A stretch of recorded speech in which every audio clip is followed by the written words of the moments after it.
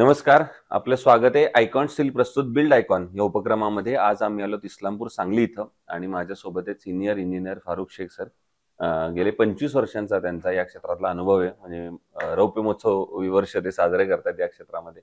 आणि एखादी व्यक्ती जेव्हा गेले 25 वर्ष जर एकाच क्षेत्रामध्ये कार्यरत असेल, त्याचाच अर्थ प्रामाणिकपणा, कष्ट, जिद्द, मेहनतीने ते काम करतायत.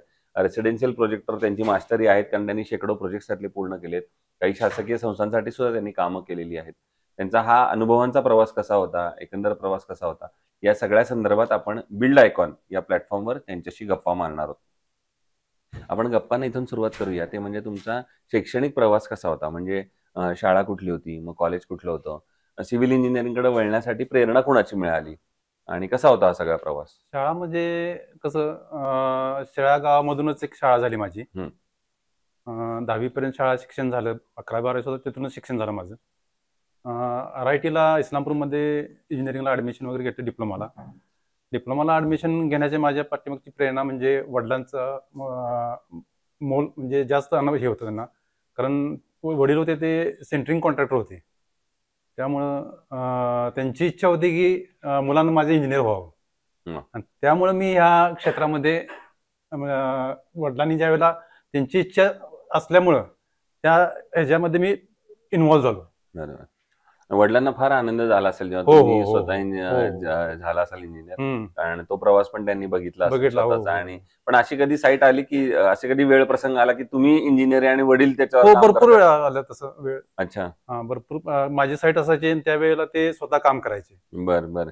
त्यांना त्यावेळेला एक फील वेगळंच वाटायचं की मी आजपर्यंत दुसऱ्या इंजिनियरच्या हाताखाली काम करत होतो, पण बरोबर. आज माझ्या स्वतःच्या मुलगा इंजिनियर आहे आणि मी त्यांच्याजवळ काम करतोय.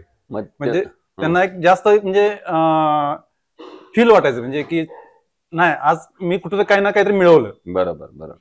पण तेव्हा तुम्हाला दडपण यायचं का काम करताना, वडिलांसमोर काम नाही, करताना? कसं दडपण येत नव्हतं, कारण पहिल्यापासूनच त्यांचा सहवास होता मला. कारण पहिल्यापासूनच मी ज्यावेळेला शिक्षण घेत होतो 10वी पर्यंत, त्यावेळेला साईडवरती त्यांच्याबरोबर मी जात होतो. त्यामुळे मला म्हणजे त्यांचा कसा असा दडपण असं का मला नाही आलं. मग तुम्ही स्वतः जी वैयक्तिकरित्या पहिली साईट पूर्ण केलीत, तो अनुभव कसा होता? कारण पहिल्यांदा असं होतं की आपल्याला शिक्षण झालेलं असतं, मग थोडं दडपण येतं, भीती वाटते. नाही, पहिल्यांदा कसं झालं, माझे एक मित्र होते, माझे क्लासमेट. त्यांनी मला स्वतः साईट दिली. त्यावेळी मी स्वतः चालत जायचो. त्यावेळेला गाडीची वगैरे काही सुविधा नव्हती माझ्याजवळ.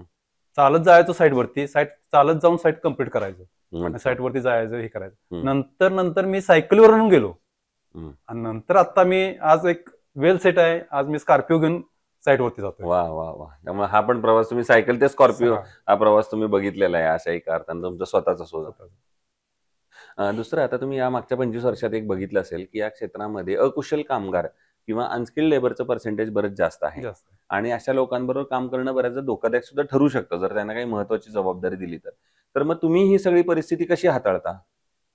शक्यतो करून जास्तीत जास्त मी स्किल्ड लेबर साईटवरती ठेवायचा प्रयत्न करतो. साईटवरती साईट इंजिनियर, साईट सुपरवायझर ठेवतो. त्यांना ते डिटेल्स माहिती देत असतो मी वेळेवर, की नाही बाबा, हे अनस्किल्ड लेबर आहेत, पण यांच्याकडून व्यवस्थित पद्धतीने काम करून घेतलं पाहिजे. बरोबर. या पद्धतीने माझे साईट सुपरवायझर वगैरे असतात, ते हँडल करून घेतात. ओके. दुसरं, रेसिडेन्शियल मध्ये काम करताना तुम्हाला एक जाणवलं असेल की बऱ्याचशा कस्टमरचं असं म्हणणं असतं की आमचं बजेट थोडं कमी आहे, एवढ्याच बजेटमध्ये बसवून द्या. आणि एक इंजिनियर म्हणून तुम्हाला वाटत असतं की आपण एक चांगली दर्जेदार साईट करावी, कारण ती साईट कम्प्लीट बघून लोक अजून काम देणार असतात.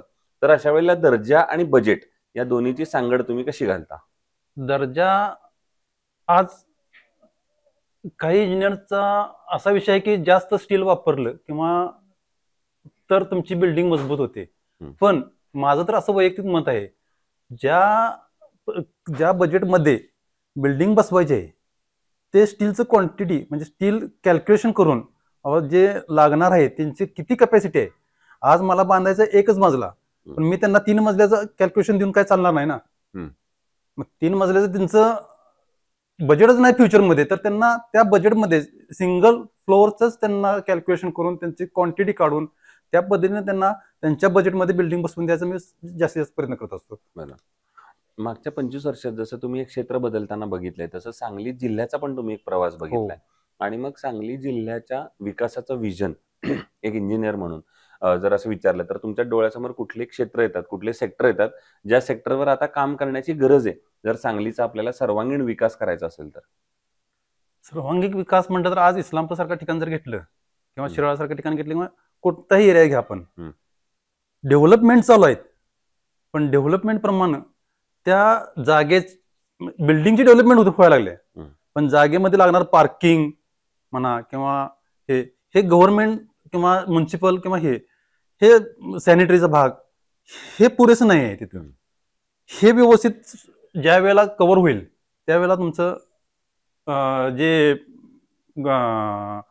बिल्डिंगचे जे लाईन काय म्हणायचं तुम्हाला, म्हणजे ओव्हरऑल ओव्हरऑल डेव्हलपमेंटला विकासाला मदत होईल. ते फार महत्वाचा मुद्दा महत्वाचा मांडला मुद्दा, की ज्याप्रमाणे बिल्डिंग वाढत आहेत, हा. डेव्हलपमेंट पण चालू आहे, पण पार्किंगचा प्रश्न आहे, पार्किंगचा प्रश्न, ड्रेनेजचा ड्रेनेजचा प्रश्न प्रश्न. आहे, रस्त्यांचा प्रश्न आहे, Yes. अंतर्गत रस्त्यांचा, तर हा अजून सुटत नाही. तर मग हम्म. शासनानं आता काय पावलं उचलली पाहिजेत असं तुम्हाला वाटतं? जेणेकरून ज्या वेळेला कॉर्पोरेशन परमिशन देते त्यावेळेला पार्किंगची परमिशन, पार्किंगचा एरिया त्यांनी किती कव्हर केलाय हे कव्हर बघून त्यांना ती परमिशनचा एरिया, नाही बाबा तुम्ही बिल्डिंग ह्या एवढ्या क्षेत्रातच बांधू शकता, ह्या पद्धतीने त्यांना जर ज्या वेळेला दिले किंवा तर ते आपल्याला म्हणजे ते पार्किंगचा एरिया सुटेल किंवा गाडी रस्त्यावरती थांबवणे हे संपूर्ण प्रश्न सॉल्व्ह होऊन जातील. सुटू शकतो, बरोबर आहे. दुसरा आता एक अवघड प्रश्न आहे, तो म्हणजे असा की तुमच्या एवढ्या शेकडो प्रोजेक्ट्स मधला जर एकच प्रोजेक्ट निवडायची वेळ आली, जो तुमचा आयकॉनिक प्रोजेक्ट असेल, ज्या प्रोजेक्टमुळे तुम्हाला नाव मिळालं, ओळख मिळाली, जो करताना तुम्हाला आनंद समाधान वाटला, असा कुठला प्रोजेक्ट आहे? त्या प्रोजेक्टची काय खासियत आहे? मी माझ्या बहिणीचं एक बंगलो बांधलं. त्या बंगलोची खासियत ट्विन म्हणजे डबल हाईट मध्ये वगैरे हे केलेलं होतं. ऍज अ ज्या पद्धतीनं डबल हाईट वगैरे देऊन म्हणजे ऍज इंटेरियरला वगैरे थोडस जास्त महत्व दिलं होतं. ओके. म्हणजे डुप्लेक्स डुप्लेक्स सारखं, डुप्लेक्स फ्लोर सारखं असं त्यांना लुक दिला होता. आणि तो एक माझा जीवनातला एक चांगला प्रोजेक्ट होता. आणि घरचाच असल्यामुळे करू शकला तुम्ही काहीतरी नवीन ट्रायल, कारण बऱ्याचदा कस्टमर असं काहीतरी नवीन ऍक्सेप्ट करत नाही. बरोबर. दुसरं, कन्स्ट्रक्शन मध्ये जेव्हा तुम्हाला स्टील निवडायची वेळ येते तेव्हा तुम्ही काय गुणवैशिष्ट्य त्याचा बघता आणि मग स्टील सिलेक्ट करता? स्टील एक तर ISO नामांकित आहे का, ते चांगल्या ब्लेड्सनं बनलेलं आहे का तुमचे स्क्रॅप मटेरियल वगैरे बनले, हे संपूर्ण टेस्टिंग आहे का, मटेरियल गव्हर्नमेंटनं अप्रुव्हल केलेलं आहे का त्याला, हे संपूर्ण क्वालिटी बघून हे करून त्याच्या स्टीलची निवड करतो. बरोबर. दुसरा, आयकॉन स्टील तुम्ही आजपर्यंत कुठल्या प्रोजेक्टवर वापरलाय का? तुमचा अनुभव कसा आहे प्रॉडक्ट म्हणून आणि सर्व्हिस म्हणून? आयकॉन स्टील आता सध्या मी आयकॉन स्टील मध्ये बरेच साईट झालेत माझ्या. आता आयकॉन स्टील जवळजवळ एक 20 ते 25 साईट मी आता कम्प्लीट केले आयकॉन स्टील मध्ये. शिराळामध्ये सुंदा स्टील मधून आयकॉन स्टील घेतोय. एक्सपिरियन्स चांगला आहे आयकॉन स्टीलचा वापरण्याचा, एकदम व्यवस्थित मिळते. आणि आता अगदी शेवटचा प्रश्न ते म्हणजे या फील्डमध्ये आता जे नवीन इंजिनियर्स येतात, जेवढा तुमचा अनुभव आहे तेवढं त्यांचं वय आहे समजा, असं समजू, तर अशी जी मुलं येणार आहेत तर त्यांना तुम्ही एक काय म्हणतात मास्टर म्हणून, एवढ्या वर्षाचा अनुभव म्हणून काय सल्ला द्याल या क्षेत्रात येण्यापूर्वी? या क्षेत्रात येण्यापूर्वी त्यांनी एक स्वतः लगेच उडी मारण्यापेक्षा जे एक्सपिरियन्स लोक आहेत त्यांच्याजवळून एक्सपिरियन्स घेऊन त्यांनी या क्षेत्रामध्ये उतरावं. कारण कसं आहे, आत्ताच्या युगामध्ये तुम्ही एकदा नाव मिळवलं तरच नाव मिळणार.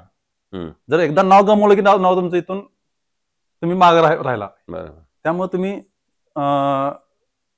एक एक्सपिरियन्स म्हणून एक सुरुवातीला आपण एक्सपिरियन्स घेऊनच ह्या धंद्यामध्ये उतरलं पाहिजे. बरोबर.